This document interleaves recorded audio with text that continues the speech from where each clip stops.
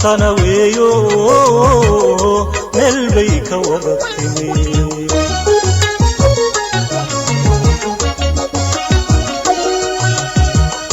Somali waamid waawliyo mayra matanaweeyo meel bay ka wada timi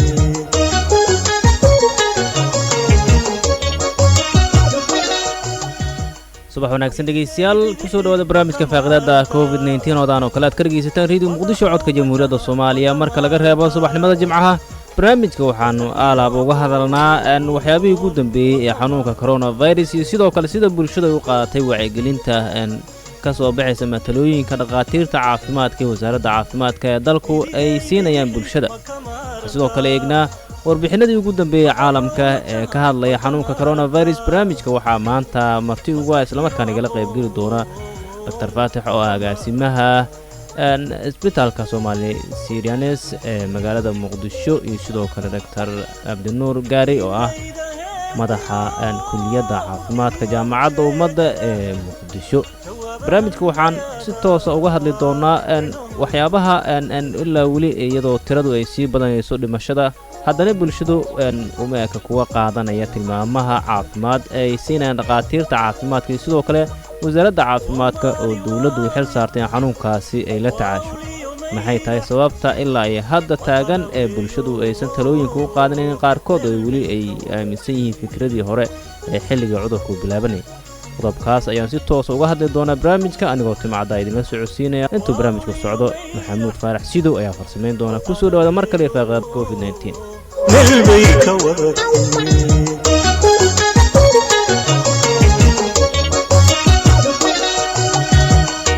idigay bidixi makamaranta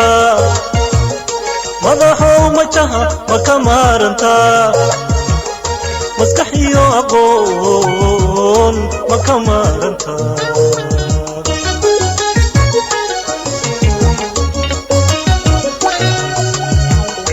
idigay bidixi makamaranta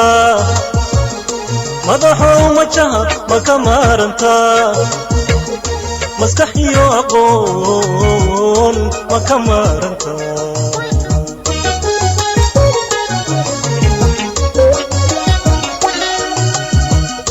milayda heestiyo mugtidiyo ujeedada jawaabahan mayaada inahoodu wuxuu yahay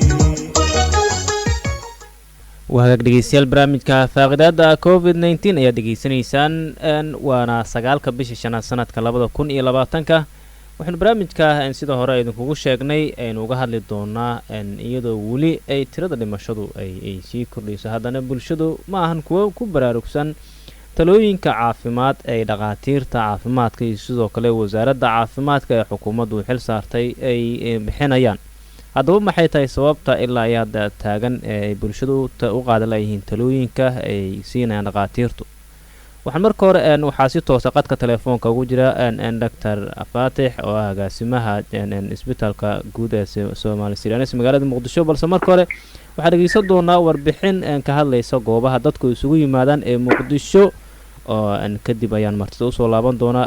marka hore waxaan dhageysan doonaa warbixintan Cabdullaahi Maxamuud Amiin Cabdullaahi Qorshe oo nooga diyaariyay arrimaha goobaha la isugu tago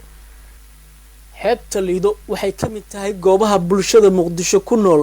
ay u damaashaad tagi jireen maalmaha Jimcaha iyo Khamiista sidoo kale maalmaha fasaxyada dadku waxay u tagi jireen in waqtiyo kala duwan ay ku qaataan halkan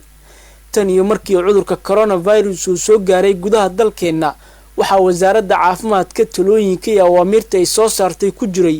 in la joojiyo goobaha bulshada isugu timaado waxaana ka mid ahaa xeebta Liido isbedel weyn ayaa laga dareemayaa xeebta Liido ee magaalada Muqdisho haatan waxaana aad u yar dadka yimaada waayo Jimcaha Khamiista waa imaajiray siday maanta u taal iyo siday markii hore u aali jirtay isbale sax waxaana keenay say ila tahay cudurkan dilaaga oo maaragtay ummadda Soomaaliyeed iyo ummadda adduunyada dhan ka taagay marka maanta waaba cid laba annagaaba cabsi weynaba laba inaan isla socono marka kaba tagno xaafadayna ka aadnay ay galabta joogtaan bismillah faxweena oo dhaxaysa maalintii oo macna jimciisa hadaa amal marka la imaado meel istaaga ma jirto ma fahantahay meel aan bulsho ma fahantaay ana waa kaas xagga filmaanka samee jirna aniga asmaan ma fahantaay wallahi saaxo waa isbedeshay jawgan waa isbedelay ma fahantaay wax walba waqtiga sheegaya dadka waa cabsadeen waxa gurigooda joogaan ha nin walba waa cabsada gurigooda joogaan ma fahantaay waxaa shaqo la'aan dareemaya dhalinyaro badan oo halkan doomaha isaga xiray waxaa ka mid ahaa dhalinyarada ka shaqaysa doomaha dadka u damaashaad geeya xeebta iyo agaarkeeda qaarkood oo aan la sheekaystay waxay ii sheegeen inuu aada u yaraaday lacagihii ay ka shaqayn jireen halkan maalmaha jimcaha iyo khamiista فرق وين أول حيو هذا كسوق هذا تصالحان جمعدي هذا معناه وحق بجرني لو بقول إلا يسدع بقول دور هذا تاني رمضان كذا اللي جاري عذر كي سامينتي ويالتي حق بنا هذه تمن كوسا خبنا حاو عن عذر كسامينتو يشت عذر كسامينتو يشت dadkiya macnaha dadkii yaraadeen xeebtana dad joogana male waa cidlo doomankiina waa kuwaas xag iska baakimiyihiin saas waa halkan waa xeebta liido magaalada muqdisho maalinta jimcaha oo maanta oo kale ah halkan waxaa isugu imaan jiray kumanaan shacab ah oo ka yimid xaafadaha magaalada muqdisho iyo qaar ka mid ah deegaanada ku dhow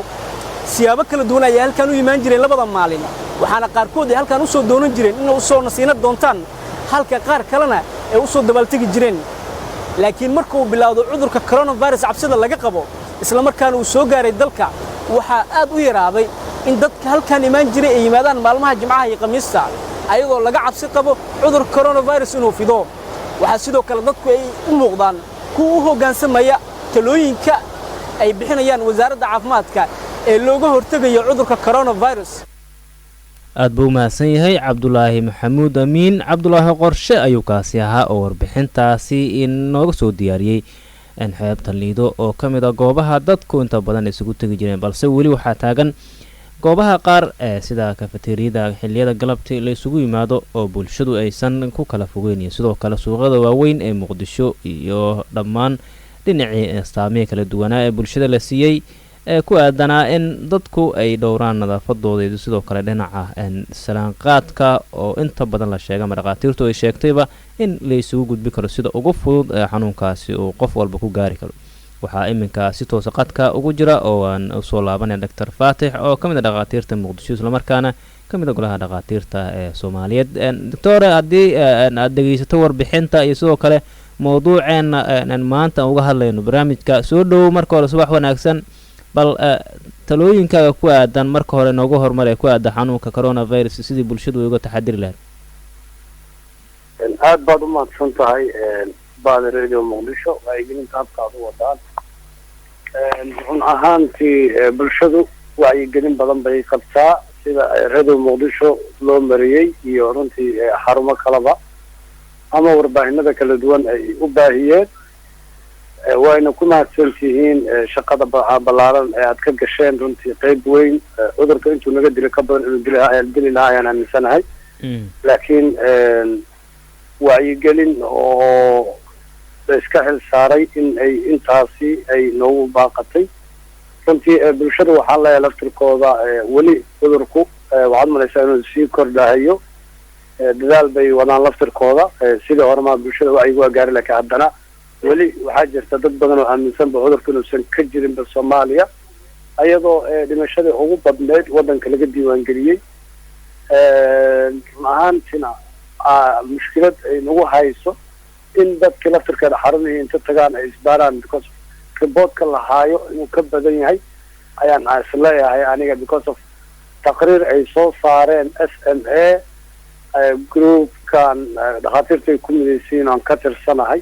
ayaa jiray oo ahay inuu cudurka ay suurtagal tahay inuu hoose u faafayo marka inta wasaaraddu ay cayimayso in ka badan inay jiri karto ayaa la arkaa maadaama geerida ay aad u badanaysay maalmahan dambe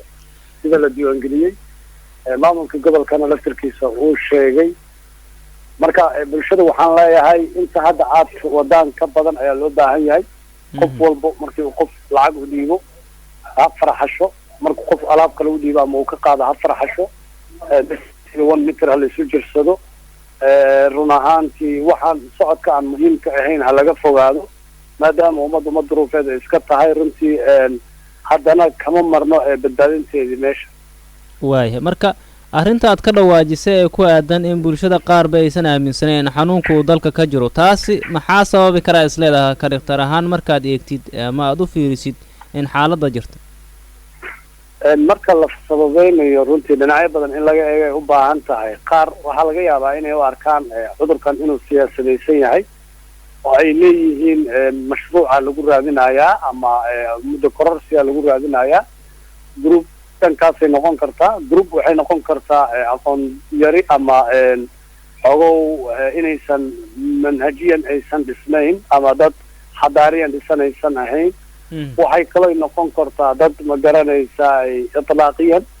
isaga hadlaayo oo rabo inay warbaahinta kasoo muuqdaan rabo. marka faktarada way fara badan yihiin, mid aqooneed, mid siyaasade ahaan in cudurka loola golleeya ay u fahmeen, iyo dhinacyadaasay noqon kartaa. marka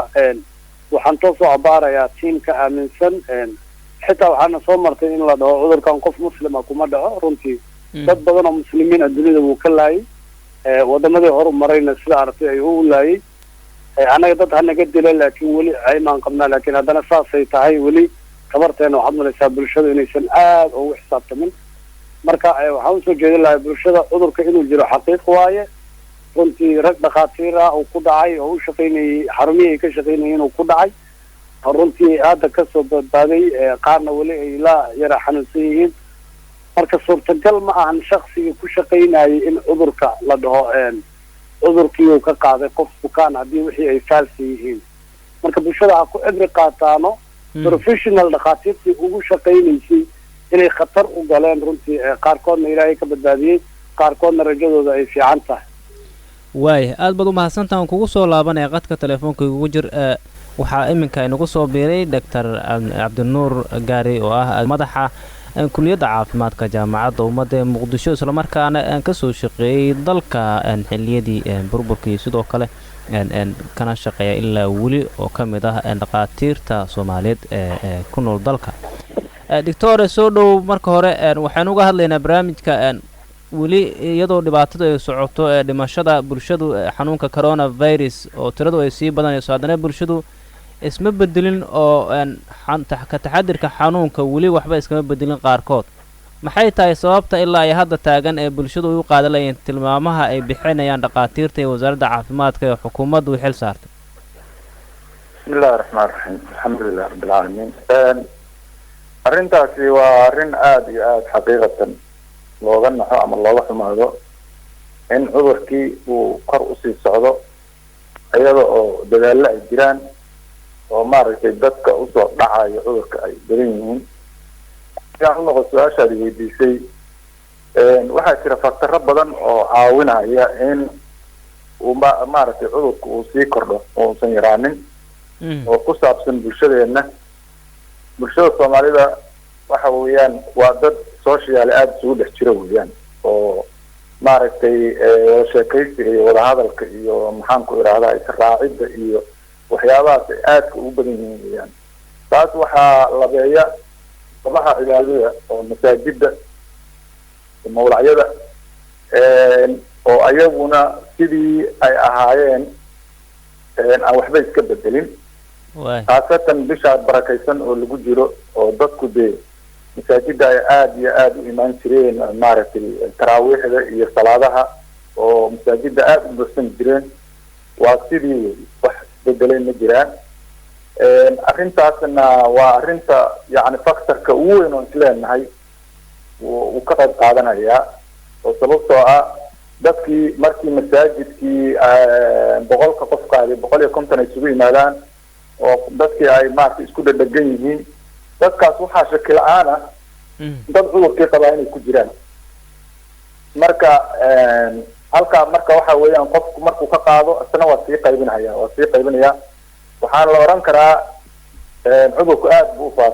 u faafay. waxaan u malaynayaa 10 qof inaysan 5 ka yarayn dadka ama maray ama maxaan ku idhaahdaa haddii lay ku ran yahay ujiifa. welina dadki si hoose iyo si koraba waa loogu sheegay, ma aysan dheg kala qusiinin, sababtoo addanahoodii caadiga ahaa keliya un maraafiqdii ama meelihii waxbarashada oo iskuuladii iyo jaamacadihii baa la xiray. laakiin sida kale waxaan odhan karnaa wax kaloo isbedelay ma jiraan. dadku shawaaricdii iyo jidadkii waa buuxaan, maaragtay masaajidii waa buuxaan, meelihii kale la isugu imaan jiray oo hoteelada waa buuxaan. taasi marka waxay saacidaysaa inuusan cudurka hoos u dhicin oo uu sii socdo. sababtoo waad garanaysaan adduunka haddii aad la socotaan, yacni waxaad is leedahay magaalooyinka dadku deganaa ma laga guuray baa is leedahay, oo maxaa baabuur soconhaya, qof soconhaya, qof maaragtay isu imaanhaya ma jiraan. qof walba gurigiisii ayaa maaragtay awaamirtii iyo order ka imaanhayay hay-adaha caafimaadka iyo dawladda markay dadku qaateen waa maaragtay badanaa waa la xakameeyey. laakiin dadkeenna waxaan usoo jeedinaynaa inay qaataan oo qofku uu qaato talada dadka khubarada caafimaadka iyo wasaaradda caafimaadka iyo xukuumadda iyo amniga iyo wax ka imaano inay qaataan dantooda ku jirta. haddii aysan qaadan hadee mashaakilku waxa weeyaan waad arkaysaana waxaa ka dhalanaya haddaba indhehenu ay arkayaan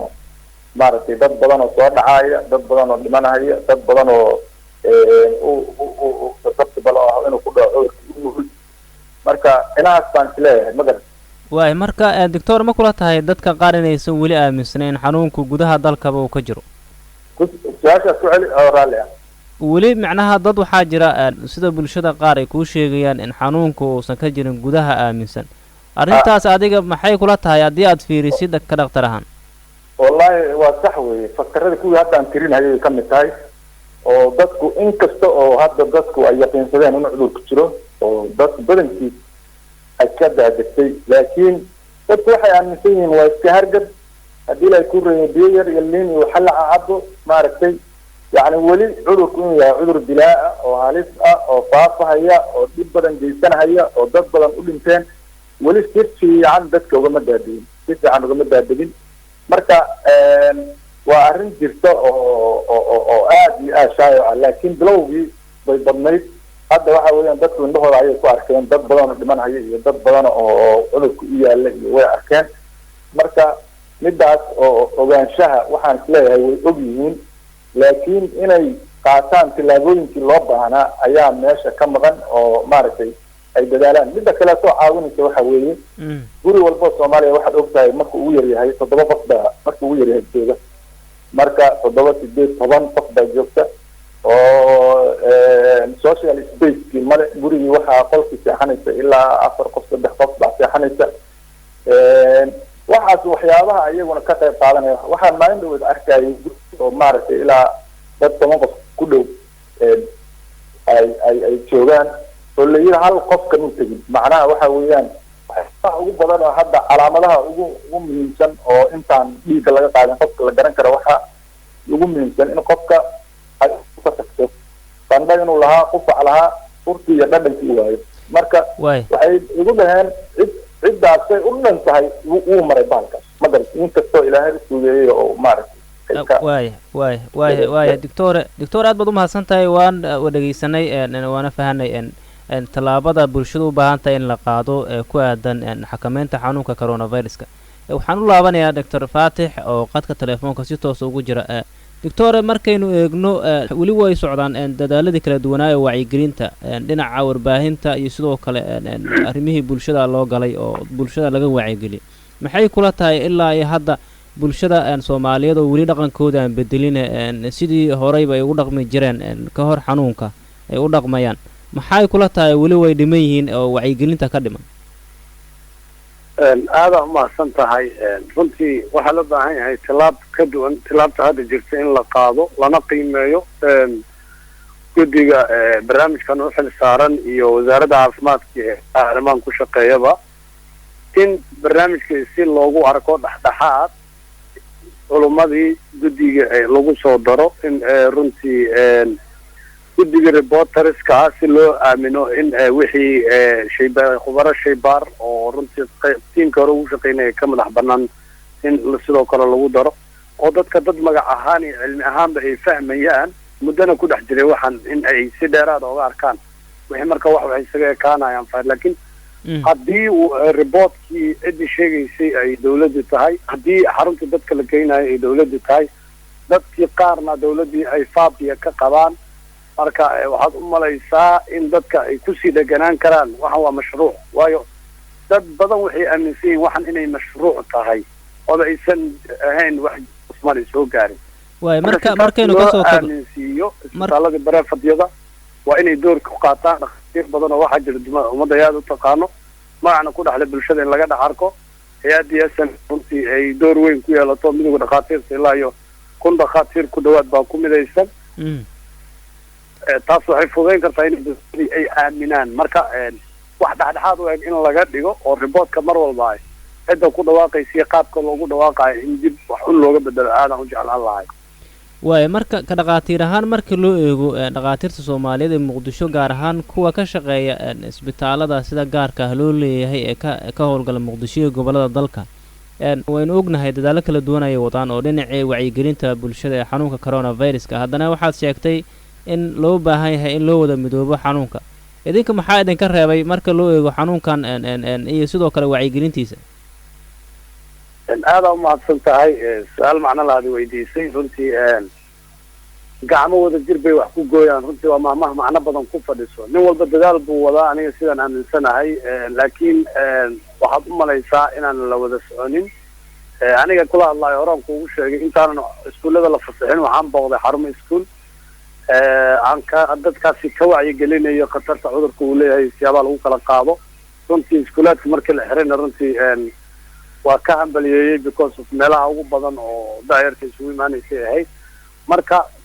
midowga dhaqaatiirta aan ka tirsanahay waxay soo saareen qodobo ilaa iyo 6 qodob ah inta uusan cudurka uusan magaalada soo gelinba sida la xaqiiqsanay laakiin midowga dhaqaatiirta waxay aaminsanaayeen taqriir ah in cudurka soo galay magaaladu si hoosana uu faafayo markii waxa soo shaac baxday in dad badan qubuuraha la geynayo marka dadkaas qubuuraha la geynayo ma dhihi karno 100% waa coronavirus maadaama oo cadeyn ama baaritaan sax aan haynin laakiin waxaan qiri karnaa inuu door uu ku leeyahay kororka geerida saameynta oo ugu badan inay asiga tahay inkastoo dad waxyaabo kala dhintay ay jiri karaan marka dadaal waan wadnaa ka isbitaal bareefadaan Soomaali Syrian fariimo waxaa jirto bukaanada soo booqdo dhan aan u dirno oo runtii way diiwaan gashay isbitaalka system standard oo soo isticmaala Soomaali Syrian bukaankii maalintii la furay soo booqdo hadda laga helayo faylkiisa marka fariimaha waan dirnaa waan ku mashquulnaa waqtigan gelinaa midowga dhaqaatiirta shaqadaas ay qabteen ilaa iyo gudoomiye barso maxamed uu gudoomiye ka yahay haddana saasay tahay weli waxaa laga rabaa wasaaraddu inay abuurto jawi lagu wada shaqayn karo ay banayso kuraas lagula shaqayn karo ma fahmi karno macnaha ayaga xaggooda laakiin dadku wasaaraddu inay shaqaysay ay waqti gelisay oo qarash gelisay oo awoodeeda ugu baneed isticmaashay shaki kama jiro laakiin weli waxaad u malaysaa 2 qodob inay culays ka taagan yahay qaabka dadka uu ku dhaco loola tacaali lahay ani waxaan soo jeedin lahaa isbitaal Martina si dadka ay ugu qancaan qalab ma yaalay aaminsan yihiin waxaad ogeedo qalabna waa la geeyay anigoo ka warhayo in ventilator ay yaalaan tiradooda haba iska yaraatay laakiin haddana dadku waxay aaminsan meesha inuu qalab hoolin meesha inuusan daryeel badan ka jirin marka wasaaraddu ha samayso barnaamij lagaga hadlaayo tayeynta xarumaha saka dadka bukaanada in la soo qaato muhiim ah laakiin qalabka yaal iyo qaabka u shaqeeyo iyo dadka qaabka loo daryeelayo iyo qofkii wixii transparency haday noqdaan wax oo waxay noqonayaan reliable way aad bad ma aad umada iska fahamsantahay waa jira oo public iyo private isku mid ah marka wasaaraddu waa inay partnership la samayso isbitaalada bareefadka boqolaal bukaan oo aniga lafsan ahaantayda aan ku kala taliyay in la geeyo isbitaal Martini oo waxaa jirto xaaladooda ay khatar u gashay ama u dhintay naqas iyo waxyaabo la xiriiro marka waxaan aad ugu boorin lahayn wasaaraddu in isbitaalada bareefadka inay partnership ay siiso maadaama bulshada intooda badan ay ku xiriirayeen isbitaalada bareefadka way aad baad u mahadsan tahay waxaan u laabanayaa inagoo barnaamijka gabagabadiisii joognaa Dr. Cabdinuur Gaari si toos ah qadka telefoonka ugu jira doctor markaynu eegno arintan daktarka kale uu ka dhawaajiyay Dr. Faatix ee ku aadan mideynta dhaqaatiirta Soomaaliyeed ee Muqdisho sidoo kale wasaaradda caafimaadka ma kula tahay arintaasi in wax badan ay ka qaban doonto marka si toos ah loogu wada midoobo xanuunkan in laga wada hortago hello doctor way waan ismaqli laanahay waxaan dib ugu laabanayaa Dr. Faatix oo isna qadka ku jira doctor mar kale soo dhawow markaynu eegno arrintan midaynta oo aad sheegtay in looga baahan yahay wasaaradda caafimaadka markii laga reebo shaqada wasaaradda caafimaadku ay waddo way iska caddahay dhinkaynan wacyigelin kala duwan soo leeday kagama baahneen oo ku aadan in bulshada sida wasaaradda ugu shaqayso aad ula shaqaysaan si aad wasaaraddana aad u tustaan dadaalka aad wadiin bulshadana ay u ogaato xanuunkan uu yahay mid saxa maadaama aad tihiin dadka kaliya wax laga maqlo aad u mahadsan tahay runtii su'aalo macna leebaad weydiinaysaa runtii waxna u bidhaamin karo wasaaradda waxna u bidhaamin karo dhaqaatiirta xarumaha bareefka ka shaqeeyo waynay farxad gelinaysaa marka su'aalaha sidan oo kale u cilmiyeysan aan doodahooda aan ku dhex jiro annaga ka dhaqaatiir ahaan ma lihin rool awoodeed oo inta wasiiradii aan ugu tagna aan amar siin karno maadaama wasiiraddu ay gacanta ku hayso oo ay fududayn karto in lala shaqeeyo dhakhaatiirta dhammaan way u heelan yihiin jaarin u yihiin marka SMA ay fariisanayeen oo ay taqriirka soo saarayeen ma ahayn amar wasaaradeed iyo la talin iyo soo jeedin SMA isbitaallo badan bay booqdeen ayagoo oo research ka samaynayo bukaana u jiiftay isbitaallada waxyaaba la xiriira xanuunadan marka annaga dadaalkeennii waan wadnaa wadooyinkaana ku dhacwadnaa waxaa laga yaabaa dhakhaatiirtu ka shaqeeya wasaaraddu inay weli ay shaqooyinkooda ku jiraan laakiin wasiiradu ma u lihin access inaan markaad dhakhtar tahay inaan inta tagtaa dhakhtaraan ahay waxaan rabaa wasiiradda inaan la kulmo kulena marka waxaan jeclaan lahayn qof professional caafimaad oo dhakhtar oo wadanka ku dhex shaqeeyay oo dadka yaqaano oo meelo badan oo laga galo lahayn wasiirada fawziyo dhowr maraan is aragnay runtii iska bashaasho iska furfuran laakiin haddana way nooga Dr. Faatix waqtiga oo nagu yar Dr. Faatix haddii aad isu imaadaan aad si wada jir wada shaqaysaan hal daqiiqo noogu soo koob aad wacyigelinta dhinaciina aad ka gashaan soo uma muuqato in wasaaraduna idin arkayso bulshaduna sida ugu dhaqsiyaha badan ay u qaadanayso wacyigelinta ka hortagga xanuunka aad iyo aad wasiiradu waxaa minsan yahay in waqtigeedii iyo waqtiga xukuumadda oo dhan inuu iska daba dhowyaa marka dadka hal mawduuca ku filan si mawduucaas looga saaro waa in la arkaa dhakhtar hebel oo isbitaal hebel ka shaqaynayay oo le waxaan wey jiraan annagaa aragnay si bulshada ay u aaminaan marka xaqiiqda waxaa ah aragtida waxaa meesha ka bixi laheyd aragtida siyaasadeed mid aqooneedna laftirkeeda meesha way ka bixi laheyd oo wacyigelin cilmiyeysan ayay dhakhaatiirtu hawada u marin lahaayeen inkastoo hadda aan arkay dhakhaatiir dorfujo kale inuu gruubka ku biiray laakiin isbitaal iyo guddi marka la dhahay iyo hal qof markuu ku biiray waa kala labo aad baad u mahadsantahay Dr. Faatix ayuu kaasi ahaa oo qadka telefoonka si toos ah ugu jiray isla markaana agaasimaha isbitaalka Soomaaliya ee magaalada Muqdisho barnaamijka faaqada COVID-19 ayuu nala falanqeynay waxa sidoo kale nagala qayb galay Dr. Cabdinuur Gaari oo ah madaxa caafimaadka jaamacadda ummadda ee Muqdisho ama kulliyadda caafimaadka ee jaamacadda ummadda ee Muqdisho anigoo timacada idin soo saaray halkan idin kala socodsiinay maxamuud faarax siido ayaan dhinaca farsamada uga mahad celinay inta mar kale dib u kulmi doono barnaamijkan laceena sidaas nabadgelyo matana weeyo meel bay ka wadatay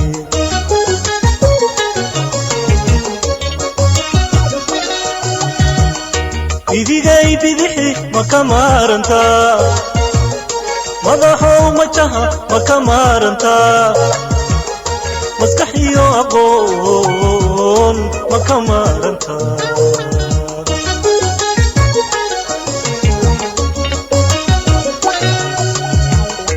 idigay bidixi makamaranta madaxow majaha makamaranta maskaxiyo aqoon makamaranta